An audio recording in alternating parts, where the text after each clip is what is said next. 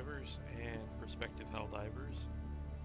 I decided to continue along with my getting started tutorials in a different manner.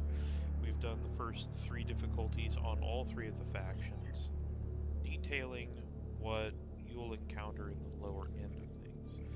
But before I get into the next video set, which will be about tier 4 and up, I want to go over very briefly why I only did first, second, third levels, or revealed easy and medium difficulties across the factions. It's a very simple reason, because once you get to level 4, you actually will start to encounter heavily armored enemies more regularly. At level 5, they become common. You will see heavily armored enemies as often, if not equally as often, as other types of infantry. And at level 6, you will start to actually see what are considered to be massive enemy types. On the bug front, that would be Bile Titans and other much heavier enemies that have very specific damage requirements in order to bring them down with any kind of speed or efficiency. On the bot front, you're looking at War Striders, Factory Striders, and other very heavy threats. On the squid front, it's going to be the tripods, it's going to be the exo suits that they have, the exo walkers. It's going to be pretty heavy stuff that is going to require what is considered to be anti-tank, which today's video is going to focus not on any actual combatives, but it's going to be a very brief discussion, very brief, on weapons. And in order to do that, we will have a very brief look over here at weapons tables. Specifically, we're going to go ahead and bring up primary weapons, and I'm going to very gently go over a few things. Weapons and how they work. You have your damage output item, aka your weapon, and then you have the armor that they have to engage with, or their armor values. So I'm going to explain it very briefly. There are effectively 9 levels of armor. There is 0, 1, 2, 3, 4, 5, 6, 7, and 8 armor levels.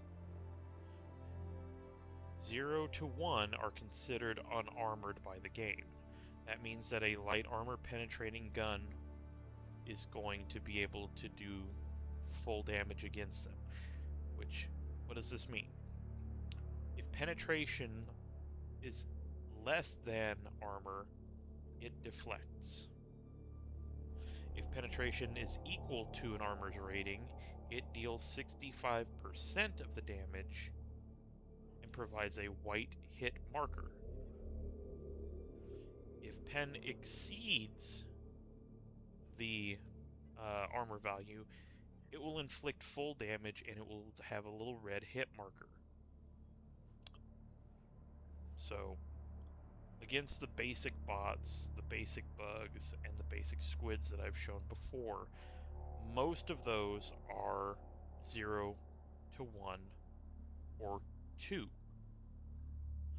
In the case of the bots specifically, most if not all of their infantry are either 1 or 2, with the exception of the Devastators, which are 2 and 3. I'll get to that in a moment. Now, unarmored and light.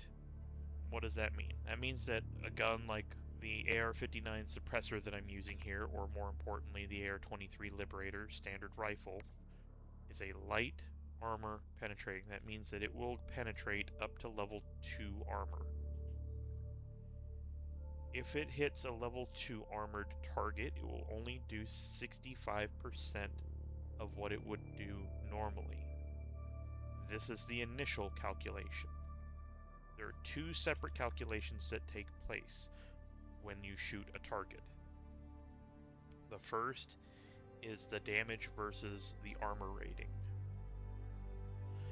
The second, that occurs after, or as part of it, is the durable damage. Now, here's where it's going to get confusing, so I'm going to try to keep this as confined as I can. We're going to start off by stating the obvious. Durable damage is the damage value of hitting limbs individually. Chest, head, arms, legs. So after you have hit a target and the game has decided whether or not the shot is penetrative, it then goes through individual percentages based on where you're shooting it.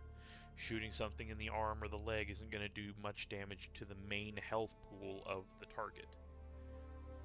But you could blow something's arm off, like, say, the Devastator robots on the bot front.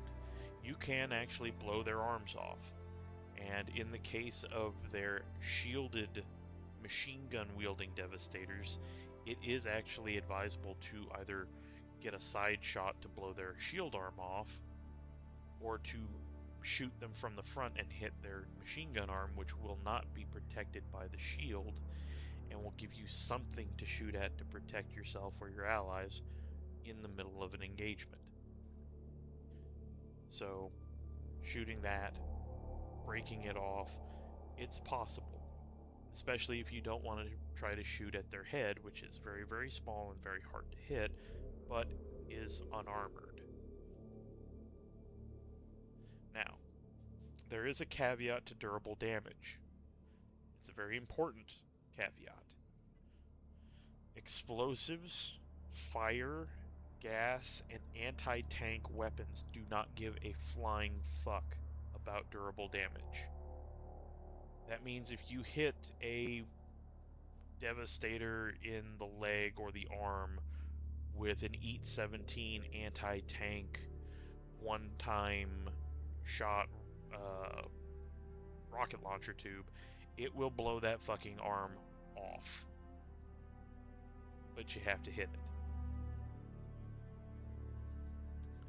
It will not do a separate damage stat calculation. It will straight up just do a, does this penetrate the armor class rating, and does it do enough damage to blow the arm off or kill the target outright? If it is yes, those things happen. If not, then it doesn't. But it will still be cumulative. Alright. Now, back to the main discussion of armor ratings. Levels 0 through 4 are the only effective armor ratings that you are going to be able to combat with your primaries and your secondaries. What do I mean by that? What I mean by that is that there are only one or two weapons in your secondary category that can even do damage to anything beyond heavy armor rating. Your Liberator penetrators are medium armor penetrating. Your Liberator basic is light armor penetrating. You don't have anything in the assault rifle category that does heavy armor pen. There is nothing in the marksman rifle category that does heavy armor pen. There is nothing in the submachine gun category that does heavy armor pen. There is nothing in the shotgun category that does heavy armor pen. There is nothing in the energy category, I believe, that does heavy armor penetration. And there is nothing in the special section that does either. But you do have the Flam 66, which again is incendiary damage, it's fire. It does not care about most, if not all, damage mitigation. that will go through armor. It doesn't care. Now there are things like fire resistances, and some enemies do have fire resistances, but they are usually enemies that will also be using fire against you.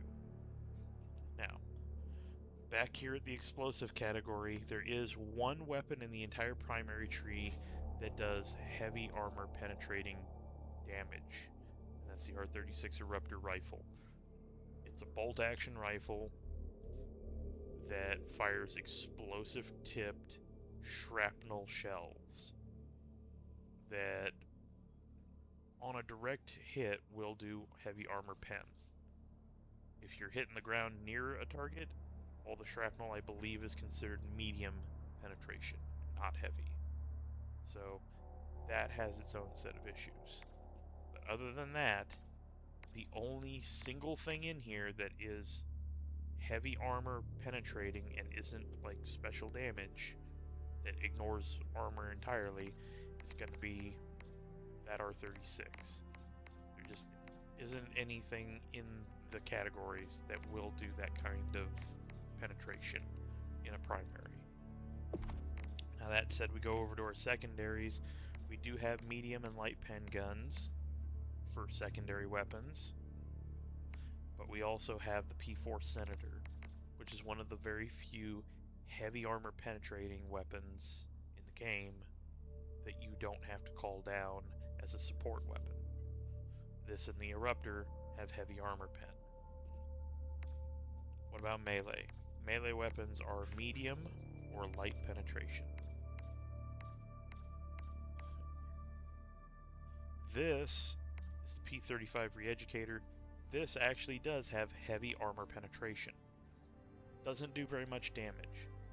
Its primary purpose isn't to do damage, it is actually to confuse targets and get them to fight other nearby targets. So basically, you shoot a big bastard with this, and he attacks the little bastards nearby. Or you start a little infight with them at a distance, because this is suppressed. This is silent. They won't hear it go off. They will, however, realize that something's up because their buddy is fighting them, so there's that. That's medium armor pen. That's fire damage. That'll go straight through. It doesn't give a crap. This is medium armor pen, explosive. Light armor pen, medium armor pen. And then we get to the one weapon in primary and secondary. Out of all the actual man-portable weapons we have that are not stratagems, these are not call-down stratagems. The GP20 Ultimatum is the only weapon in a primary or a secondary slot that has anti-tank. What is anti-tank? Anti-tank is for anything that is level 5 armor and up. Obviously tanks, super heavy targets, anything that has potential weak spots that may be like heavy or medium armor, but we can't really concern ourselves with trying to hit those spots. We just need to drop the target quickly. That's what this is for. This is literally, I do not have time to fight what's in front of me. I don't have anything that will penetrate it easily. This is what I'm going to use. This is how I'm going to deal with it. This is what anti-tank is. Anti-tank is, oh crap, there's something coming. I can't stop it otherwise. This is what I have to use. Now, moving along to throwables. Your standards and your specials. Let's go through standards. Everybody starts off with the G12 High-X. Heavy armor penetration, that's level 4. This will do almost nothing to anything that is tank-like. If you really are careful with how you throw it, you might be able to get it in a spot where it will actually penetrate really well. But it's not going to be ideal. The G7 Pineapple is medium armor penetrating, but its outer radius is massive because it turns into multiple bomblets and explodes all over the freaking place. One or two of these can blow up a lot of really tough enemies that have heavy armor. Because, like I said before, things that have heavy armor tend to have weak spots on them. For instance, the hulks that the automatons have, the chargers that the terminids have, the tripods that the illuminates have, they all have weak points on them that are not heavy armor or anti-tank required. But they're hard to hit. The Hulk's back is where its big glaring weak point is. It's a big glowing set of vents. The Charger, its backside, specifically the orange underside of its back, is where it has a weak point that actually can be exploited for just tons of damage. But you have to get behind it. You have to get behind the Hulk. You have to get behind the Charger to do that kind of damage. Or you have to get to the side where you have a visible window of its weak point. The Illuminate, on the other hand, their tripods are very, very, very, very vulnerable because their weak points are literally the joints of the limbs of their tripods. You can hit them from the front, you can hit them from the sides, and you can hit them from the back relatively easily once you drop the shields. Or if you hit them before the shields go up, you can drop them very easily. The TED-63 Dynamite is a heavy armor pen explosive. This thing does such absurd amounts of damage, it is very possible to ignore the armor rating of most things, but this is still not going to be an end-all be-all solution to anything that's anti-tank required. The G6 frag, it's basically a less efficient G7. It only does 200 points of damage difference, but this doesn't turn into a massive bomblets like this does. This clears areas, this clears smaller areas. The G31 arc, it's electrical. Electrical has its own little variations and variables to it. My familiar with electrical damage in this game is very, very weak. I'm not very knowledgeable on electrical damage. I try to avoid it at all costs because it has a nasty habit of friendly firing the fuck out of friendlies every time. Because electrical damage will hit a target and then bounce to another nearby thing, not caring if it's a friend or a foe, and bug zap the shit out of them. And it can then arc to another target, and then to another target, and to another target, and to another target. As long as there are a certain amount of targets and it has a certain amount of charge and or leaps. Then we have the G48 Giga Grenade. This is anti-tank. This is also a massively destructive grenade. This is a grenade that you do not want to fuck up throwing. It does 2,000 damage with the bare minimum level 5 penetration required for anti-tank armor. Okay. Its outer radius is 2 meters wider than that of the pineapple grenade. The grenade that turns into a shitload of bomblets has a slightly smaller radius than this thing. This is literally the handheld nuclear bomb option of, I don't want that tank or that horde of enemies or that building to exist anymore. Fuck it. I'm gonna throw one of these. It's very effective. If you're good at using it, it works. I don't like to use it very much because there is a very high chance I'll either kill myself or kill everybody around me. It's a very powerful grenade, and I respect it. And I respect those who can actually deploy them without causing friendly fire. Then we can move on to something like the G16 Impact. Heavy armor pen, explosive. It is half as effective at explosive damage as the G12, but it doesn't have a fuse. This thing on impact detonates. Same outer radius, same penetration, half the damage. But if you need to make sure what you're throwing this at explodes as soon as it touches it, this is what you use. This can do a shitload of damage to hulks and other large targets that need to go down now. Incendiary grenades, both the G10 and the G13, set things on fire. So the G10 is obviously going to be better than the G13. Their stats are relatively the same, except yet again the G10 is 300 and the G13 is 150. It's half as good raw damage output as the G10, but the G10 has a fuse time on it, which means you have to wait for it to go off. The GSH-39 shield deployable, it's a shield. That's it. This thing creates a bubble around it.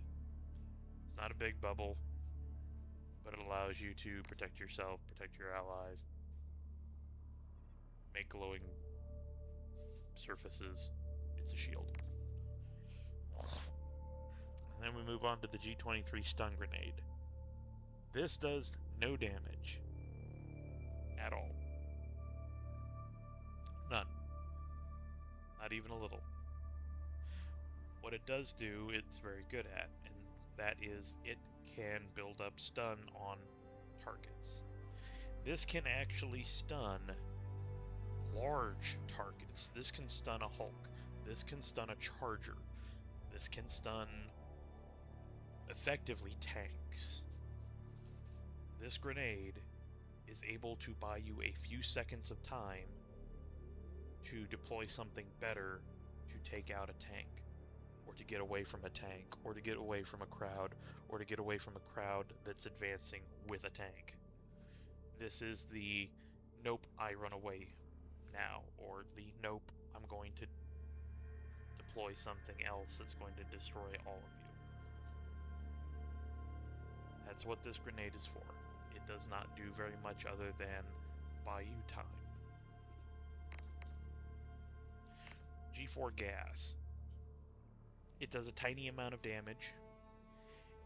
It confuses the shit out of the bots, the bugs, and the squids. If they walk into it, or if you detonate one right on top of a group of them, it could cause them to kill each other. It could cause them to target things at random and attack things at random. They could just stand there confused. It all depends. But this is technically an explosive device. On detonation, it does a tiny amount of damage. It does a small amount of damage over time while things are in its gas cloud as well. The penetration level of the initial pop is 6. So this will pop targets that are anti-tank level threats. You can throw these into bug holes. You can throw these into fabricator vents. You can throw these into the unshielded doorways of Illuminate ships and blow them up with that little tiny 3 points of damage going through their penetration requirement of anti-tank level 6. And it works. This is a very safe grenade, especially because, unlike fire, all you have to do is walk out of the gas cloud and you're no longer being damaged by it. The other people in your group will be slightly irritable, but they'll see it and they'll know not to go into it, or they will get gassed. It's annoying, but it's less annoying than catching fire. The TM1 Lure Mine. Anti-tank. Level 5 basic anti-tank penetration. Does 1,000 points of damage, 8-meter radius. It's a sticky, and it lures in targets. If you do not want to be anywhere close to it or to whatever you're trying to blow up, this works. You can throw one of these at a nearby wall and have all the nearby enemies walk over to it and stare at it. As long as they don't get within the proximity detonation radius, they'll just stand there and gawp at it until you take them out or they get distracted by something else. Against any actual big threats, like an actual tank or a Hulk, it will work on them to a degree, but I would not rely on it, because as soon as they know that you're there, they're probably going to shift their attention to you.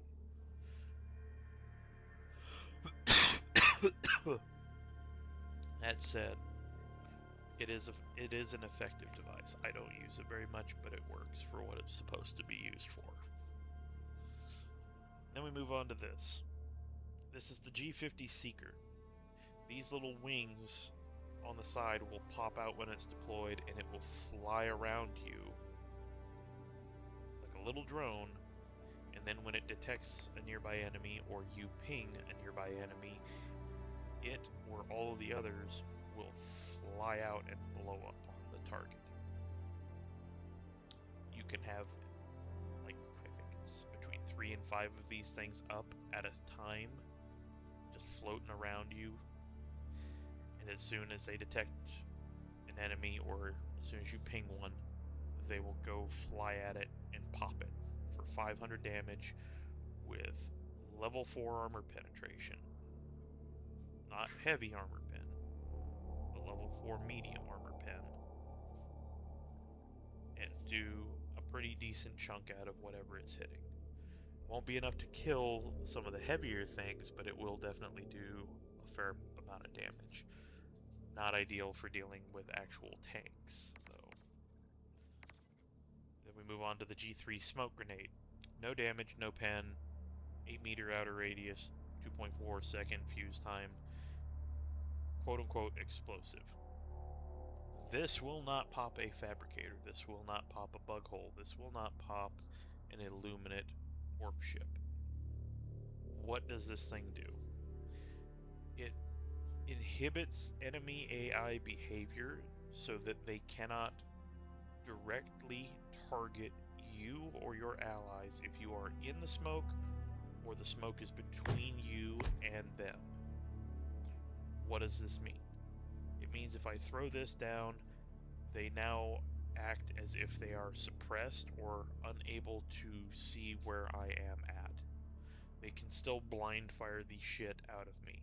The Terminids will still keep going to the last spot that they saw me before this went off. The same thing will happen with the Illuminates. Their Boatless will keep rushing to where they saw me last, on the other side of the smoke or in the smoke, and then they'll meander around trying to reacquire me and then chase me down. Same with their Overseers. If the Overseers can't see you, if they're the stick Overseers, they will maybe fire 1 or 2 shots while they advance on your position and try to find you, and then beat you up with a stick or swing at you in the smoke if they can't see you. The big ones will just launch rounds at you until they either hit something or get bored. The flying ones will do much the same. It's good if you need to move through an area rapidly without the enemy being able to effectively target and shoot at you.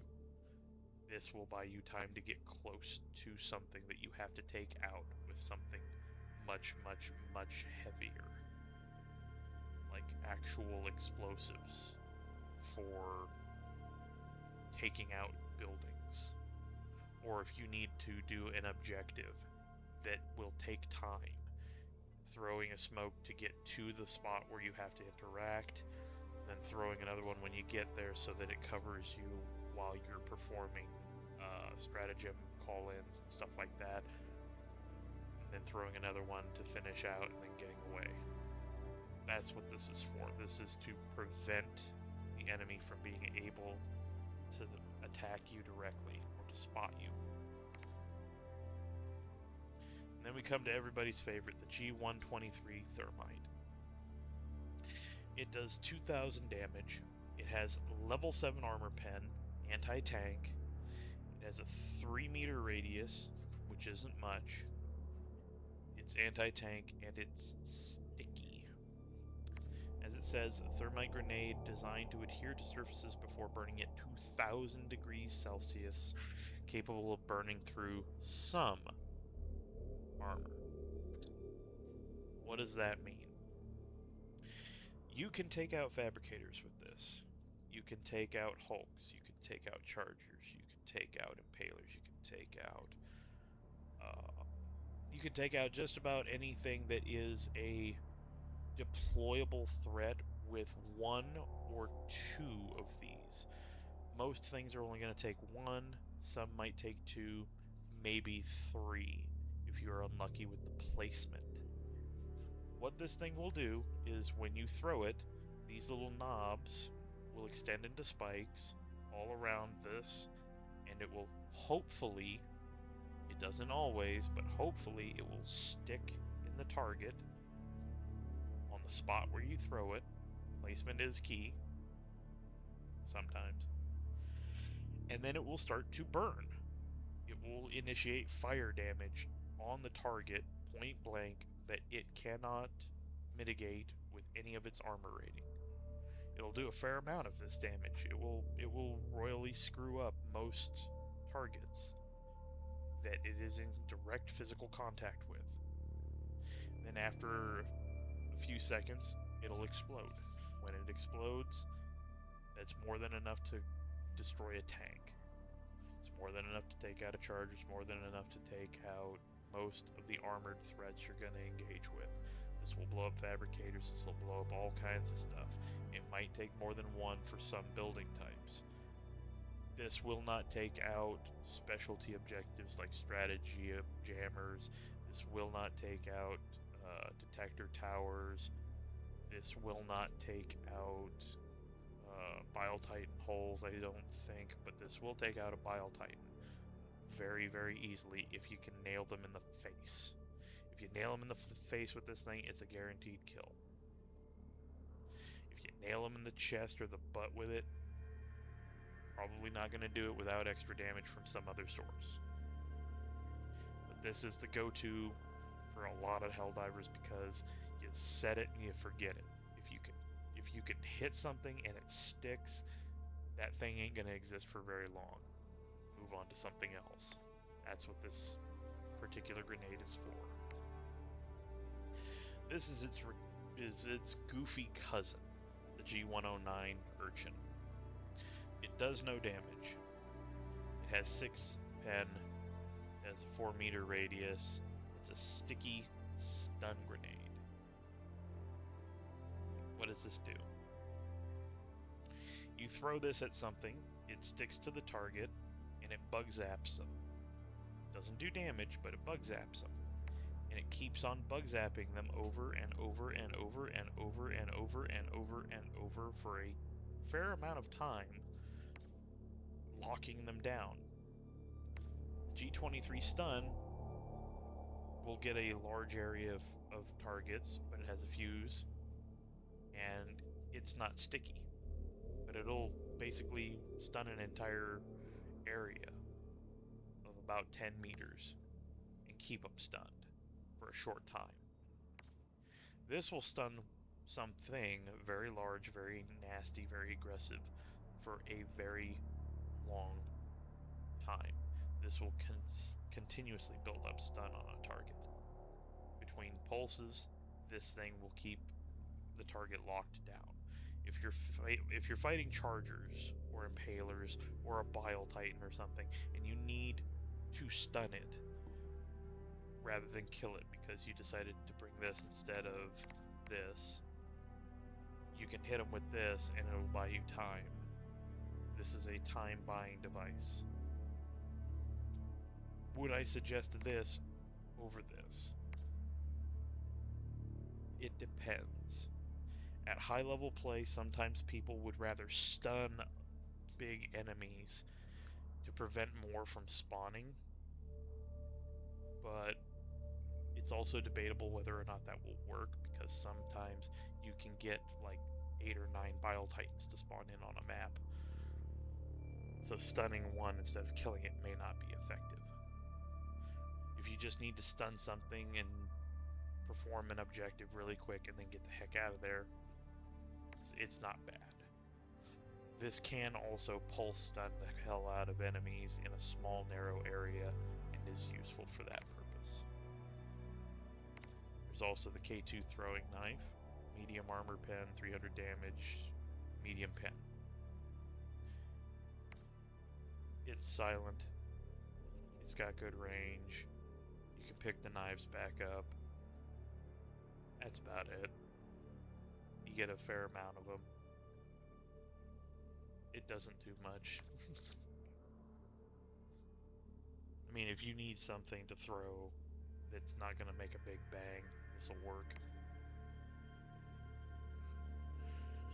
And one of my favorite grenades, the G142 Pyrotech. It does a very small amount of damage, it has a very low penetration, and it has a 5-meter radius around it. It's incendiary, it's explosive. So here's the question, what is it, what does it do? These jets on the side of the grenade are angled so that this thing will spin after the fuse has started and it has landed on the ground, and it will create a small circle around where the grenade is of fire. This is literally creating a firewall wherever you drop one. It won't last forever, but once it's done, it pops and it does a small burst of damage around it that can drop most of the little enemies.